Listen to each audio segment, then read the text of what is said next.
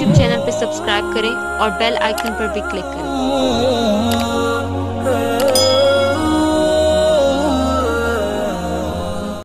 आपको पता है महाभारत क्यों वजूद में आया था? तो बहुत से लोग बोले बहुत मशहूर है, कौरव और पांडवों की लड़ाई। कौरव पांडु जानी दुश्मन नहीं थे, कोई रिलेटिव थे, रिश्तेदार थे, बहुत करीबी रिश्तेदार, भाई भाई भाई, अपने भाई सौतेले भाई। कौरव पांडु, बाप एक ही, मां अलग अलग। उस जमाने में ऐसा होता था, आज भी होता है। किसी की दो बीवी है तो उसके दो बच्चे, आपस में लड़ाई हो, कौरव और पांडवों की। हमने कहा कि सच पर कौन थे, हक पर कौन थे? तो हक पर तो वो कहेंगे कि हक पर तो पांडु थे, 5 भाई थे। उनमें शार्प माइंड, जहीनदार अगर कोई था तो उसका नाम अर्जुन। हमने कहा एक बात बताइए, अर्जुन का मन बदल गया था, लड़ाई हो रही थी, खूब लड़ाई हो रही थी। कहां? हस्तिनापुर में, कुरुक्षेत्र के मैदान में। धर्म क्षेत्र कुरुक्षेत्र समवेता युत्सवः, लड़ाई हो रही। अचानक सडनली, फौरन अर्जुन ने अपने तीर को, धनुष को रखकर अपने उसकी सवारी के पीछे बैठ जाते और कहते हैं कि मैं लड़ाई नहीं करूं। अपने भाइयों से कहते हैं मैं नहीं लड़ूंगा। भाई पूछते क्यों नहीं लड़ेंगे आप, क्यों नहीं लड़ाई करेंगे, ये हमें जान से मार देंगे। तो कहा कि नहीं, मैं लड़ाई नहीं करूं। उसके बाद देखिए कौन आता है। कोई पैरवी एमएलए एमपी नहीं करते, कोई नेता नहीं करते, या कोई समाज का मालदार तबका नहीं करता, बल्कि पैरवी के लिए कौन आते? फौरन ईश्वर आते। कौन? कृष्ण जी आते। उस वक्त का भगवान परमात्मा कौन? कृष्ण जी। विष्णु के 8वें अवतार कृष्ण जी हैं। फौरन कृष्ण जी आकर बोले, कुतस्त्वा कश्मलिदम विस्मय समुपस्थितम अनार्य जुष्टम कीर्ति कर्मजुनः। अर्जुन, तुमने हथियार क्यों डाल दिए? किस वजह से? तुम अक्लमंद हो या तुमको मुक्ति मिल गई, या तुम डर गए इससे, सामने वालों से? तो उन्होंने कहा कि माते परमात्मा, हमसे ये मुकाबला नहीं हो सकता, हम नहीं लड़ सकते। क्यों नहीं लड़ सकते? कृष्ण जी कह रहे हैं, अरे गए इंसान नहीं मेरे हिंदू भाइयों, कृष्ण जी कह रहे हैं, हे अर्जुन, कुतस्तुवा कश्मलिदम, बताओ मुझे what is reason and to put down your bows and arrows, what's reason, क्या वजह है? Are you intelligent person? क्या तुम बड़े अक्लमंद समझते अपने आप को? उन्होंने कहा कि नहीं, मेरे सामने मेरे गुरु हैं, मेरे सामने हमारे कजन्स हैं, मेरे सामने मेरे चचा का लड़का, मेरे सामने मेरे वो भाई दुर्योधन उधर है, मैं नहीं लड़ सकता अपनों के खिलाफ। अपनों के बीच में खून कैसे बहा सकता हूं मैं?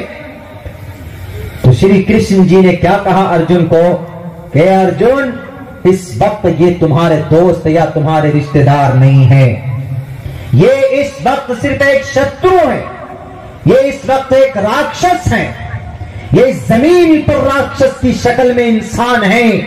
इनका खात्मा तुम्हारे लिए जरूरी है। अगर इनका खात्मा नहीं होगा तो राक्षस जिंदा रहेंगे। इन्होंने तुमको लूटा, तुमको बेघर किया, तुम्हारे हक हुकूक नहीं दिए, इसलिए तुमको तलवार उठानी पड़ेगी। और यूं कहा, शुद्रो हृदय दौर्बल्यम, उठाओ तीर और धनुष को, कमजोर मत करो, मैं तुम्हारे साथ हूं। और जिस वक्त ये बातें हो रही थी, उस वक्त ये नहीं कि नॉर्मल बात हो रही थी। कहा जाता है गीता की जुबान में, हमारे हिंदू भाई भी जानते हैं इस बात को, कि जब अर्जुन और कृष्ण जी के बीच में बात हो रही थी तो उसने, कृष्ण जी ने पूरी दुनिया के वक्त को रोक दिया था, क्योंकि बहुत ही संजीदा टॉपिक के ऊपर बात हो रही थी। और यूं कहा, साफ लफ्जों में शुद्रो हृदय दौर्बल्यम, उठाओ तीर और तलवार को सामने। सिर्फ तुम्हारे दुश्मन है, तुम्हारे गुरु नहीं है, तुम्हारे चचेरे भाई नहीं, तुम्हारे फुफेरे भाई नहीं है। ये सिर्फ एक जालिम है, एक दुश्मन है। इनका खात्मा करना तुम्हारा लक्ष्य होना चाहिए। अगर धर्म को बचाना चाहते हो, अगर अमन शांति को बहाल रखना चाहते हो, तो इन जालिमों को, इन राक्षसों को तुमको मारना होगा। तब जाकर अर्जुन उठाए तीर और तलवार को। उन्होंने फिर जो लड़ाई शुरू की है, अर्जुन जी तीर चलाते और कृष्ण जी बने हुए कौन? पायलट बने हुए हैं, ड्राइवर बने हुए हैं, तंबी कर रहे हैं, ऐसे करना है हमला, गाइडलाइन कर रहे हैं, कैसे तुमको इनका मुकाबला करना है। हमने कहा कि बताइए आप किसको गलत कहेंगे? एक कृष्ण जी, एक परमात्मा गलत हो सकता? इंसानों को मारने की बात कर सकता? दुर्योधन इंसान था कि नहीं था? वो गलती किया, लेकिन मारने की परमिशन कैसे दी गई? लेकिन उनका पाप, उनका जुल्म बढ़ गया था। कौरवों का पांडवों के जरिए से उनको उनका खात्मा कराना था। तो कृष्ण जी आए, आकर कहा कि उठाओ तलवार। वहां पर गीता में कृष्ण जी ने कहा शुद्रो हृदय दौर्बल्य। बिल्कुल सेम इसी तरीके से मोहम्मद रसूलुल्लाह सल्लल्लाहु अलैहि वसल्लम के जमाने में, उनके जमाने में कुछ ऐसे लोग थे जो मुआदा हुआ था कि हम लड़ाई नहीं करेंगे, हम खिलाफ वर्जी नहीं करेंगे, मुआदे के खिलाफ नहीं जाएंगे, हम इत्तिहाद के साथ रहेंगे, मुत्तहिद होकर लड़ेंगे, हम कोई भी बदअहदी नहीं करेंगे, पीछे से कोई साजिशें नहीं रचेंगे।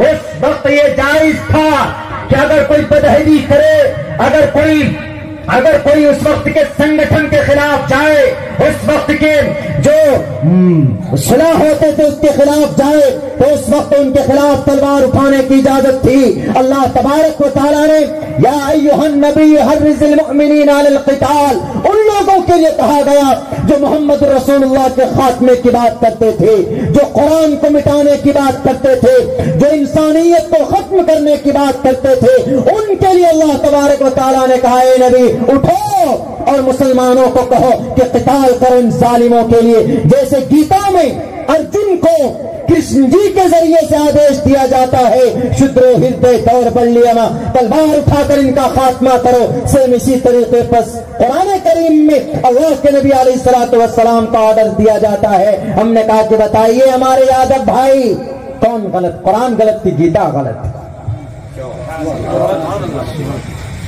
उन्होंने कहा कि हाँ मौलाना। हमने कहा कि अब इसी को लोग बोल देते हैं जिहाद, खामखा जिहाद।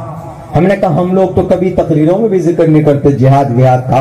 हाँ, जिहाद वगैरह का अल्फाज हम लोग तारीख में जहां जहां पर इस तरह के वाकयात हुए वो उस वक्त इस्तेमाल किया जाता है, बोला जाता है। जैसे अंग्रेज आया था तो इस देश को बचाने के लिए अपनी जान की कुर्बानी पेश करना, जालिमों को भगाना, और यूं कहा गया था कि अगर जालिम इस देश में रहेगा तो हमारा देश गुलाम होगा। उस वक्त शाह अब्दुल अजीज मोहद्दिस देहलवी ने कहा था कि जन तन मन धन से मुकाबला करो। हमने कहा वो है जिहाद अंग्रेज के खिलाफ।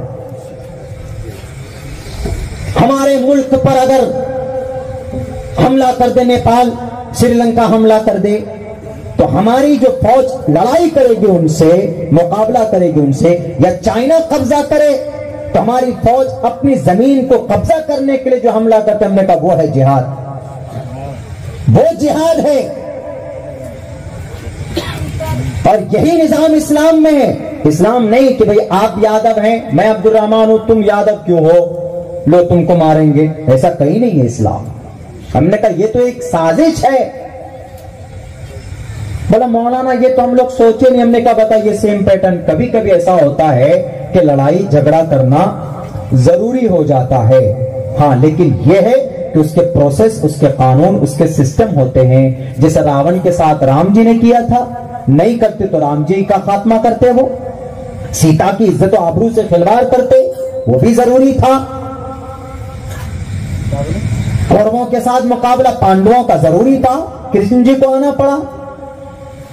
और ऐसे उतबा, शैबा, वलीद, हंजला तो अल्लाह के नबी ने तो 13 साल तक वैसे भी माफ कर दिया था। उन्होंने चढ़ाई की, आप अलैहिस्सलाम ने दिफा किया, आप अलैहिस्सलाम ने अपने आप को बचाया। हमने कहा कि अल्लाह के वास्ते, अल्लाह के वास्ते, हमारे किताब के ऊपर, खुदा के वास्ते नबी पाक अलैहिस्सलातु वस्सलाम को बदनाम करने की कोशिश मत करो जनाब।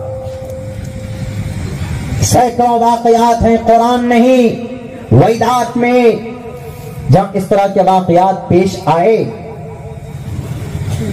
दुर्गा माता, दुर्गे जी का, दुर्गे माता का पूजा हुआ।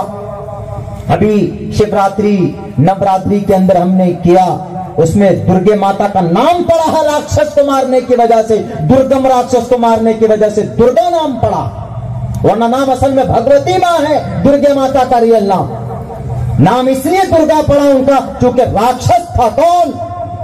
वो दुर्गम राक्षस, नहीं खात्मा होता था किसी से, वहां लड़ाई करना जरूरी था, तो भगवती मां ने अवतार लिया, तो दुर्गम राक्षस का वध किया, तो दुर्गा नाम पड़ा।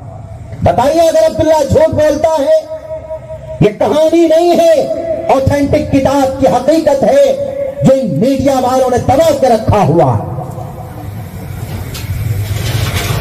मेरे कैद